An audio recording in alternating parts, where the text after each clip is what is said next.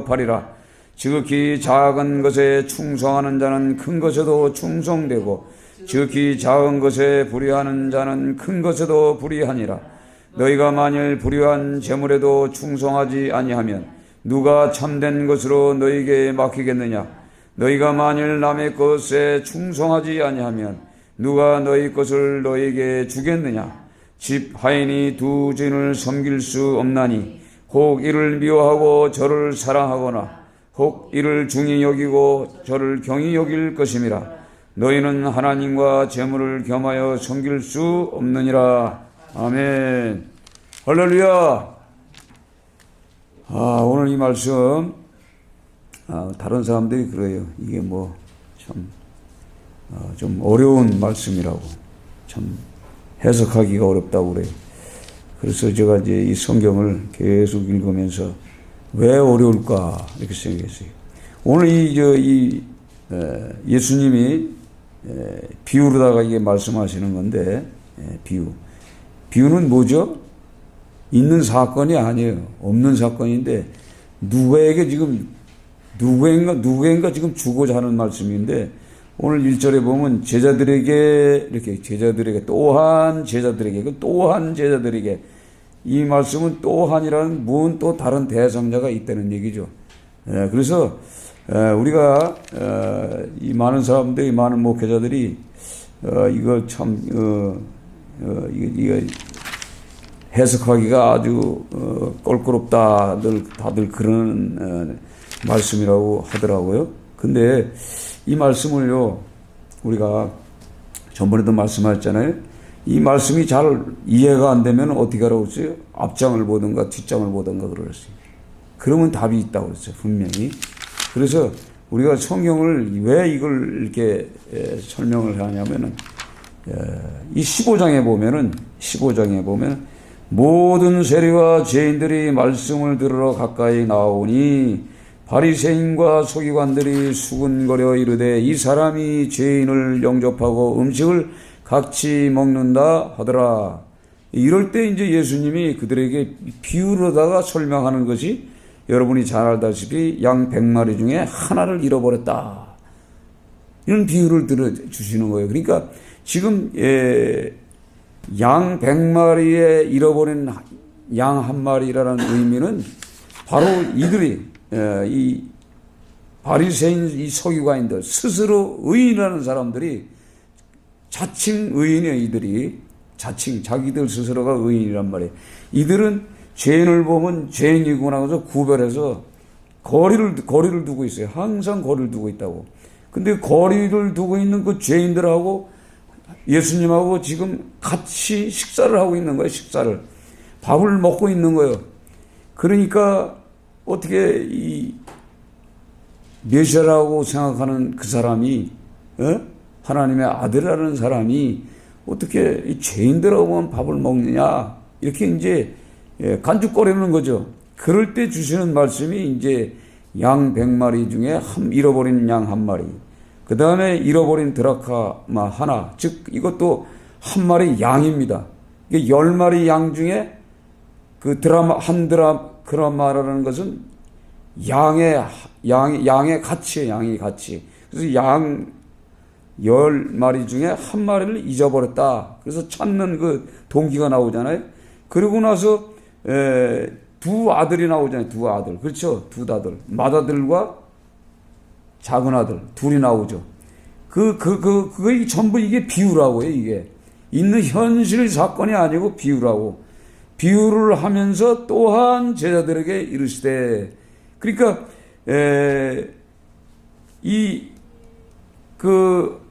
바리새인이 지금 뭘 하냐면 그 아버지 재산을 다 탕진했어요. 탕진했다는 것은 뭐예요? 자기 재산, 즉 3분의 1을 가지고 가서 다 탕진해가지고 이제 왔거든요. 왔다면은 결국은 뭐냐면 3분의 2는 맏아들 거예요. 전체가 다 큰아들 거란 말이에요. 그런데 살찐 소를 잡고서 잔치를 벌이고 그러니까 아버지한테, 나는 염소 새끼도 한 마리도 안 주고 말이에요. 그 집 나갔다 돌아온 자식한테는 소를 한 마리 잡고 말이에요. 옷을 입히고 목욕을 시키고 이게 되는 겁니까? 이렇게 이제 투덜거리고 있는 거예요. 그거에 대해서 이 비유로 다 설명하는데 정작 누구한테 하는 거예요? 바리새인 서기관들에게 하는 거예요. 그래서 여러분들 이제 비유를 이제 제가 하나 이제 성경 속에 있는 비유 중에 하나를 하면 이게 누가 누구에게 하는 건가 한번 들어보세요.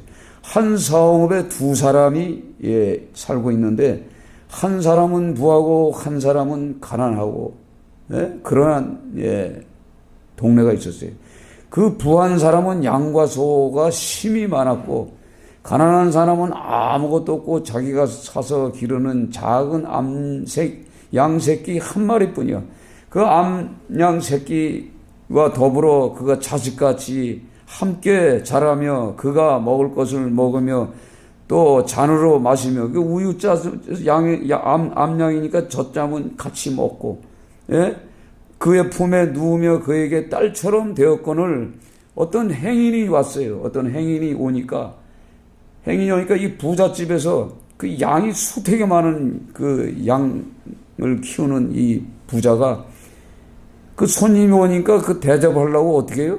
자기 양을 안 잡고 그 한 마리 있는 양을 뺏어다가 잡아서 잔치상을 해가지고 손님들을 대접했다 이 말이에요. 이거 여러분 알아들어요? 이거 누구에게?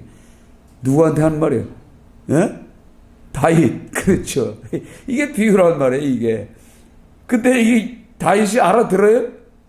못 알아듣잖아. 그 차 죽일려면 저런 놈은 사변을 갚았게끔 그냥 박살을 내버려. 그랬더니 뭐에 나다니? 바로 당신이요! 그러잖아요. 그러니까 이 비유라는 것은 누구한테 지금 전하는 말이라고. 그러니까 즉 바리새인들에게 주는 메시지라고. 그러니까 그런데 이거를 옳은 청지기로 해가지고 이걸 계속 여기서 묻혀버리면요, 이게 헷갈려 버리는 거예요. 이걸 우리가 이렇게 넘어가야 돼. 그래서 이사야 그 6장에 보면요, 6장에 보면 그런 말씀이 있어요. 이사야 6장에 보면은 하나님께서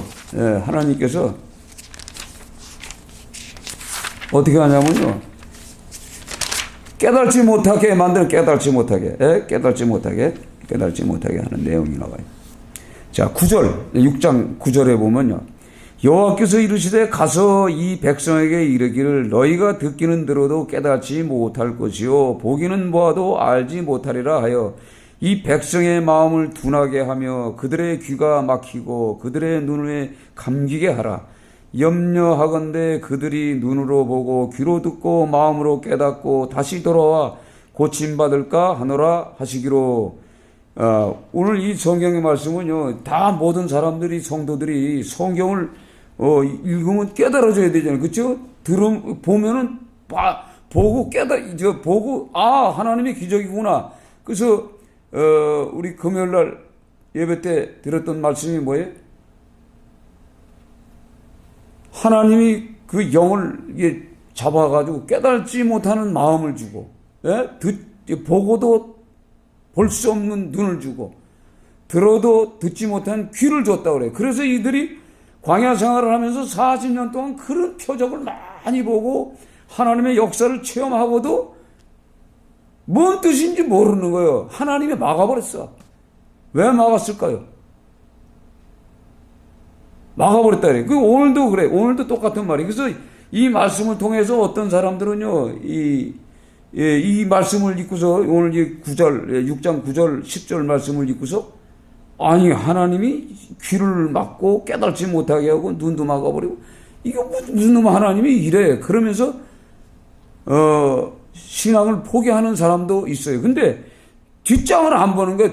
밑을 안 보고 요거 2절만 딱 보고 끝나는 거예요. 그래서 11절 같이 있습니다. 11절부터 6장 11절부터 내가 이르되 주여 어느 때까지이니까 하다 했더니 주께서 대답하시되 성읍들은 황폐하여 주민이 없으며 가옥들에는 사람이 없고 이 토지는 황폐하게 되며 여호와께서 사람들을 멀리 옮기셔서 이 땅 가운데서 황폐한 곳이 많을 때까지이니라. 그 중에 10분이 아직 남아 있을지라도 이것도 황폐하게 될 것이나 밤나무와 상수리나무가 뱀을 당하여도 그 그루터기는 남아있는 것 같이 거룩한 씨가 이 땅의 그루터기니라 하시더라. 아멘. 이게 뭐예요? 즉 망해야 돼. 망해야 돼. 그 나라가 완전히 박살나고 망해서 뭐 황폐해져서 상수리 나무가 베이고 밤나무가 베인 것처럼 싹 베고 나면은 그 그루터기가 남는데 거기서 싹이 올라오는 것처럼 그때에 깨닫게 해준다는 얘기요. 그러니까 이게 결국은 무슨 얘기죠? 사람이 그렇게 이 하나님을 찾고자 하는 마음, 만나고자 하는 마음, 사모하는 마음이 없고 그냥 대충 살아가는 사람에게 주시는 메시지인데 이게 결국은 언제요? 언제 터져요? 예루살렘 성이 깨지고 나서 포로 생활 갔다가 돌아와서 이제 깨닫는 거 아닙니까? 그렇죠? 근데 이게 언제? 예수님 때도 또 마찬가지야. 이 말씀이 계속 신약에도 계속 나옵니다. 계속 나와요. 그러니까 오늘 이 말씀을 통해서 누가복음 이 말씀을 통해서 우리가 왜 이런 말씀을 하셨는가를 우리가 알아들어야 돼요. 그래서 이 14절 같이 읽습니다. 14절 같이 읽어요. 16장 14절 같이 읽습니다. 바리새인들은 돈을 좋아하는 자들이라 이 모든 것을 듣고 비웃거늘. 지금 바리새인들이 돈을 사랑하는데, 좋아한다는 건 사랑하는 자인데 이 모든 것을 같이 들었어. 그렇죠? 그러니까 그 바리새인 서기관들이 양 드라크마 두 아들 다 설명을 들었어요. 그리고 오늘 불의한 청지기에 대해서 설명을 하고 났는데 이제 13절 이 말씀에 이제 쇼크를 받은 거예요. 아니 두 주인을 섬겼어도 이들이 지금 뭘 사랑해? 돈을 사랑하기 때문에 하나님이 없는 사람들이거든. 이 사람들이. 그러니까 돈신에 잡힌 사람이에요. 돈귀신에 잡힌 사람들. 한마디로 그런 사람들이 어떻게 사는가 오늘 성경에 나와요. 15절에 보면 예수께서 이르시되 너희는 사람 앞에서 스스로 옳다는 자다. 스스로 의인이란 말이에요. 의인. 너희 마음을 하나님께서 아시나니 사람 중에 높임을 받길 바라고. 바리새인들이 어떻게 해요? 아주 거룩한 깨끗한 옷을 딱 입고 약간 높은 데 올라가가지고 거기서 의식되면서 기도하잖아요. 그렇죠? 기도하고 거기 높은 데서 구제하고 그렇죠? 예? 이런 거란 말이에요. 그리고 또 요즘은 또 아주 빛난 왕관도 쓰고 말이에요. 예? 종교인답게. 그러니까 천주교 교황처럼 뭐 지팡이도 잡고 뭐 금띠도 두르고 뭐 이런 거지. 그러니까 그 바리새인들이 지금도 있다는 얘기예요. 그런 바리새인들이. 예? 근데 하나님 앞에는 미움을 받는 것이라 이 말이에요. 이게 돈신에 돈을 사랑하는 자들이 나타나는 현상이 오늘 성경에 나오는 거예요. 이걸 풀어버리면 이게 무슨 말인지 이제 이해가 되는 거예요. 이게 아주 간단한 말이라고요. 근데 이걸 그래서 제가 이 성경을 계속 한 100개 정도를 들어봤어. 100개 정도를 들어봤는데 돈을 사랑하는 자들, 바리새인 기질을 갖고 있는 자들의 설교를 내가 들어봤어. 야, 이들이 들어보니까 전부 요 말씀, 불의한 청지기를 가지고 그 재물을 어디다 써야 되느냐? 다 그거예요. 교회에다 써야 된다는 거예요. 교회에다 써야 된다. 교회 쓰는 건 맞죠. 그 맞지만은 전부 여기에다가 초점을 다 맞춰 있어. 근데 이게 복음이 없는 거지, 복음이. 예? 근데 내가 이거 보면서, 야, 이게 지금 현실 가운데도 이 바리새인 설교자들, 해석자들이 있구나. 내가 이걸 깨닫는 거예요. 그러면서, 율법과 선자는 요한의 때까지요, 그 후부터는 하나님의 나라의 복음이 전파되어 사람마다 그리로 침입하니라. 이제 이거하고, 17절까지는 이제 근데, 자, 돈이 있으면 어떤 현상이 나타나냐면, 18절에 다시 나와요. 18절에 돈이 있는 사람은 아내를 버립니다. 돈이 많은 사람은 아내를 버리고 새 장가를 가요. 또 버린 여자한테 장가를 가는 간음죄를 진다 이 말이에요. 오늘 성경에 자세하게 나오는 거예요. 그러니까 이들이 지금 어떻게 이 바리새인들이 이렇게 살고 있다는 얘기요. 이거 바리새인들에게 주는 메시지예요, 이게. 우리가 이거 잘 알아야 돼요. 바리새인들에게 주는 거예요. 그러니까 지금 이 교회 내에 돈을 사랑하지 않는 사람이 어디 있어 또? 그렇죠? 돈 다 사랑하잖아. 돈은 다 사랑하잖아. 여러분, 돈 사랑하지 않는 사람 어디 있어? 솔직히 돈 사랑하는 사람들에게 나타나는 현상이 바로 교만해져서 높아지는 거예요. 그래서 돈을 벌면은요, 돈을 벌면 자꾸 더 돈을 벌려고 그래. 아, 재산이 50억 정도 되면, 아니, 얼마나 편해. 떵떵거리고 살지. 아, 5억만 돼도 그냥 괜찮게 살겠는데. 그렇지 않아요? 거기다가 또 투자하고, 또 법적으로. 자, 대한민국 주인이 누구예요? 국민이에요, 국민. 국민이잖아요. 그렇죠? 국민인데, 이 주인의 그 재물을 허비하는 사람이 있어요, 없어요, 요즘? 공무원들이 다 주인의 재물을 다 허비하고 있다고요? 제가 요즘 보면서, 이야, 이 허비하는 인간들이 많구나. 예? 진짜 너무 많은 거예요, 진짜. 예? 뭐, 국가를 위해서, 뭐, 어느 나라에 투자하고, 어느 나라에 투자하고, 어느 투자하고, 다 망해서, 폭망해서 다 폭망하지. 그러니까 그러니까 국가의 주인은 국민인데, 국민의 돈을 주인 모르게 썼지만 나중에 들통탄하죠. 그 들통탄하면 나중에 임기가 끝나기 전에 어떻게 해야 돼? 바로 이 청지기, 이 불의한 청지기처럼 사용하라 이 말이에요. 한마디로. 그 자기가 권력 안에 있을 때 그렇게 물질을 쓰면 얼마나 좋겠어. 그럴 때 하나님이 이 말씀을 이 비유로 들었는데 실제 있는 사건이 아니잖아요. 예, 이거는 뭐예요? 그 바리새인들에게 던져지는 메시지인데 이 말씀을 읽으면서 아, 이거구나. 그러면서 결국은 뭐예요? 이 돈신에 잡혀 있는 사람, 돈을 좋아하고 사랑하는 사람은 오늘 성경에 나오는 19절에 나오는 한 부자라 이 말이에요. 부자. 그들은 자색 옷을 입고 아주 고운 베옷을 입고 날마다 호화 잔치를 하고 먹고 마시고 로비하고 골프 치러 가고 외국 여행 가고 그렇죠? 예, 이거 나오잖아요, 여기 전부. 근데 결국은 죽었어. 어떤 사람하고 죽었어? 근데 그 부자의 눈에는 자기 대문 밖에 있는 가난하고 병든 인생, 아무런 지극히 작은 나사로가 보이지 않는 거예요. 그 죄인이기 때문에 보이지 않는 거예요. 그 결국은 이 나사로가 하고 같이 이제 죽었잖아요. 그렇죠? 그러니까 돈을 사랑했다는 것은 뭐냐? 그 마음 속에 하나님이 없어. 아브라함이 없어. 아브라함의 후손임에도 불구하고 아브라함이 없는 거예요. 근데 이 거지 나사로의 마음 속에는 아브라함이 있는 거예요. 아브라함이 믿음이 있다는 얘기예요. 그래서 이 부자가 가서 보니까 자기는 어디 떨어져 있어요? 물 한 방울 없는 곳에서 고통받고 있는 거예요. 그러니까 우리가 이 성경에서 이 복음이 뭔지, 이 기쁜 소식이 뭔지를 우리가 알아야 되는 거예요, 결국은. 돈을 사랑하고 돈 귀신에,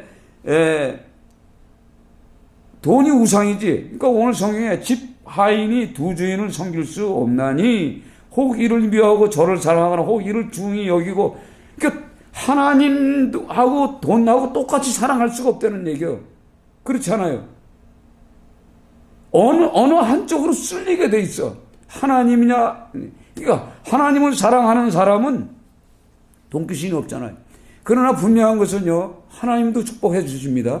분명히 하늘에서 축복이 있어요. 믿음의 사람들 중 다, 아브라함 같은 사람 다 하나님께서 축복해 줬어요. 그렇죠? 이삭도, 야곱도, 또 야곱의 뜻대로 살고 살았던 그 요셉도, 그래서 그 노예 생활을 하는 그 가운데서도 다 하나님의 방법대로 살아가는 사람들 다 그 하나님의 마음에 합한 사람이잖아요. 그 사람에겐 하나님이 부을 줄만 그치 부어줬어.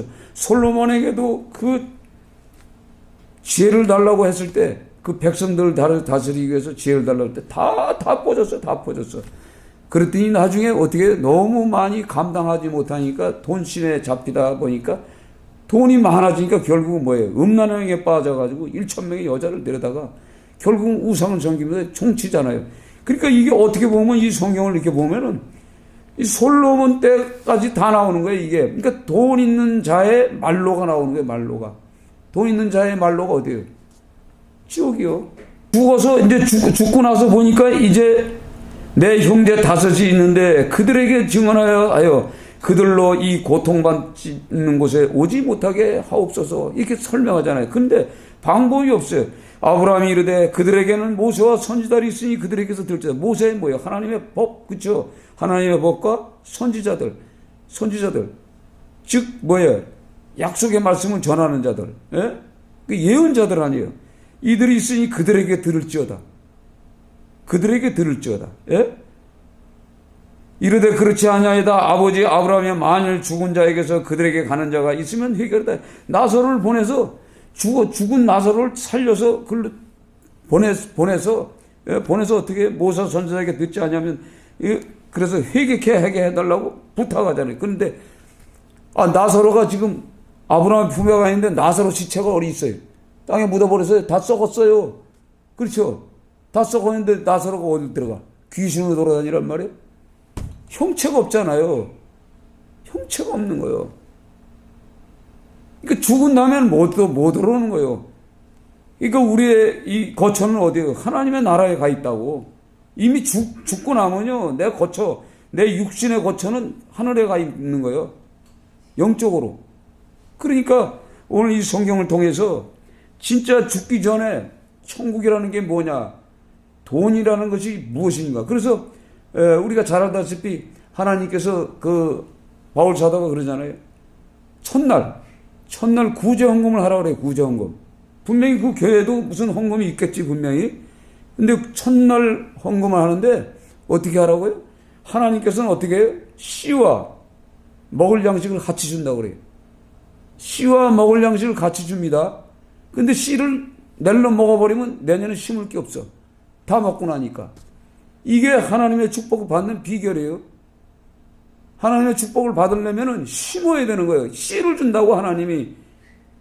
여러분 씨 생각해야 돼. 저 여기 3만 원 받아요. 식대비. 10,000원은 무조건 11조예요. 이 3만 원에서.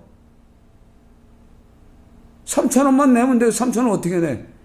그러다 보니까 여기서 들어오고 어머니가 용돈 주고. 그러면 이게 어떨 땐 2만 원도 되고 어떨 땐 5만 원도 되고 어떨 땐 10만 원도 어떨 땐 헌금을 해. 분명히 이건 내가 이 씨는 안 버려, 씨는. 난 일주일 씨를 심는 사람이야. 이 분명히 이거 아주 중요한 겁니다. 이 씨를 안 심은 사람은 나중에 없어. 이건 분명히 우리 자녀들에게도 심어줘야 돼. 씨까지 다 먹었기 때문에 애들이 고통받는 걸 알아야 돼, 진짜. 하나님이 씨를 주잖아. 생각해 보세요. 자, 쉽게 가서 옥수수든 감자든 다 씨가 있어요. 그렇죠? 벼든 다 씨가 있어요. 이거 씨는 어떤 거죠? 좋은 거예요, 좋은 거. 좋은 거를 씨 감자로 남든 건 남겨놔야 돼. 그래가지고 그걸 어떻게 해줘? 잘 모셔놨는데 사실 먹을 게 없어. 먹을 게 없고 누굴 줘야 되는데 그 씨를 줘버리면 그 사람은 끝나는 거예요. 농사 망치는 거예요. 그래서 씨는 잘 감춰놓는 거예요. 그래서 나중에 내년에 봄 되면은, 이제 올해 봄 되면 이제 그 씨를 갖다가 심어야 되잖아요. 그 씨를 심은 대로 벼씨 하나 심으면 100개가 걸려요, 100개가. 예? 벼씨 하나 심으면 100개가 열리는 거예요. 그러니까 해마다 어떻게 해마다 씨가 더 많아지죠. 그렇죠? 씨가 더 많아지게 돼 있어. 수확도 점점 많아지게 돼 있는 거예요. 이게 하나님의 법칙이에요. 물질을 심는 법이에요. 저는요, 신앙생활 막 교회 생활하면서도 11조가 뭔지 11조가 난 뭔지 몰랐어. 근데 우리 처제가 그랬잖아. 그냥 하나님 앞에 11조는 심어야 된다고 꼭. 그래요? 알았어. 그때 그거 순종했어. 내가 무슨 신앙이 있어서? 그래서 항상 일어나면 계약금을 받으면은 거기서 10분의 1을 띄워. 아니 10분이 아니라 10분의 1 띄워. 띄고 가만히 생각해보면 이게 얼마 남는 공사인지 벌써 딱 나와. 그럼 중도금 받아서 또 띄워. 잔금 받아서 또 뛰어. 이거 뭐예요? 계약금 받을 때 11조 딱 뛰면 그거 이미 벌써 일주일 거니까 벌써 들어갔어. 그쵸? 중도금은 언제 받을지 모르잖아요. 그 보통 2주 남으면 받아. 또 떼서 또 드려. 잔금 받아가지고 또 뛰어. 그런데 잔금 받을 때 이렇게 보면은 돈이 더 갈 수가 많아. 알았어요? 그러니까 주머니에다가 봉투에다 다 담아놓으면 이거 이렇게 많어. 그러면 나머지 구제헌금도 하고 구제헌금도 담아놓으면 아니 이게 11조로 떼어놨는데 나중에 이렇게 구제헌금까지 다 되는 거예요. 그래서 지금까지 버티고 살았는데 지금 우리 자녀들을 이렇게 보면서 11조 해라. 11조 해라. 11조 해라. 안 해. 그 걔들이 지금 어려움을 당하고 있어. 이거 심어줘야 돼. 이거 안 심어주면요. 자기도 모르는 거예요. 그래서 하나님께서는 씨와 먹을 양식을 줬기 때문에 먹을 양식은 먹고 씨는 항상 놔둬야 되는 거예요. 이게 법칙이야. 하나님의 축복을 받는 법칙이야. 그러나 뭐 어차피 구원받아서 천국 갈 건데 천국 갈 것 같으면 이 거지 나사로처럼 뭐 할 게 없으니까 그냥 그대로 그렇게 살다가 고통받고 살다가 어렵게 살다가 물질의 어려움을 겪다 살다가 천국은 가는 건 가. 그렇지만 육이 살아 있을 때는 이거 해야 되는 거예요. 심어야 되는 거예요. 이거 안 심고는요 도저히 방법이 없어요. 그래서 오늘 이 성경을 통해서 이 바리새인들이 돈을 좋아하는데 이들은 심는 건 잘 심어. 이 바리새인은 심는 거 얼마나 잘 심는지 몰라. 그래서 누가복음 우리가 18장에 보면 바리새인과 세리의 비유에 대해서 기도가 나와요.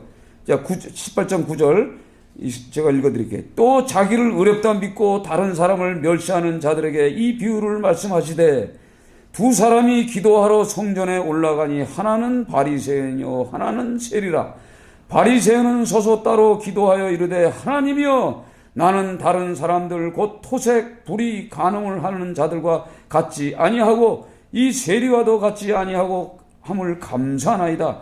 나는 일에 2번씩 금식하고 또 소득의 11조를 드러나이다 하고 세리는 멀리 서서 감히 눈을 들어 하늘을 쳐다보지도 못하고 다만 가슴을 치며 이르되 하나님이여 불쌍히 여기소서 나는 죄인으로소이다 하였느니라. 내가 너에게 이르노니 이에 저 바리새인이 아니고 이 사람이 의롭다 하심을 받고 그의 집으로 내려갔느니라. 무릇 자기를 높이는 자는 낮아지고 자기를 낮추는 자는 높아지리라 하시니라. 이게 지금 어느 때냐면 마지막 때 이렇게 기도하라는 거예요. 그러니까 과부와 재판정의 비유가 뭐죠? 마지막 때라는 거예요. 마지막 때. 그때가 되면 그 전전에 뭐야? 하나는 데려감을 당하고 하나는 버려둠을 당하고 맷돌로 갈다가 로세처를 기억할 때고.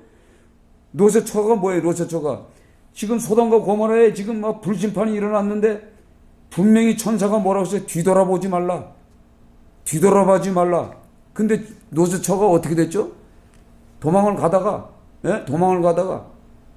뒤를 돌아봤어. 왜 뒤돌아봤을까요? 뒤돌아보는 걸 뭐예요? 내 집에 새로 500만 원짜리 냉장고를 갖다 놨는데 자가용 지금 벤츠 하나 지금 사다 놨는데 또 지금 집안에 별의별 걸 그냥 온갖 그냥 나선 칠기 이런 거 지금 잔뜩 수억 원어치 갖다 놨는데 저걸 가져와야 되는데 혼자 도망하니까 얼마예요? 아까워. 싹 돌아보다 어떻게 했어요? 손기는 됐단 말이에요. 마지막 때라 이 말이에요. 마지막 때 이렇게 기도하라는 거예요.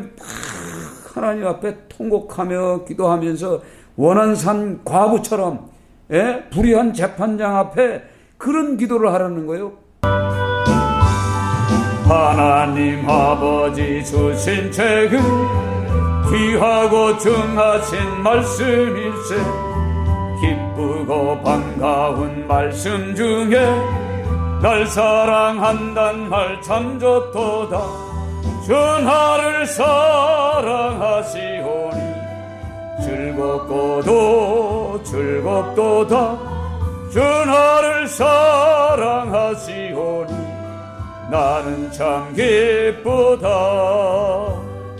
구속의 은혜를 저버리고 어긋난 땅길로 가다가도 예수의 사랑만 생각하면 곧 다시 예수께 돌아오리. 주 나를 사랑하시오니 즐겁고도 즐겁도다. 주 나를 사랑하시오니 나는 참 기쁘다. 우주의 영광을 바라보며 예수의 사랑을 찬양하리.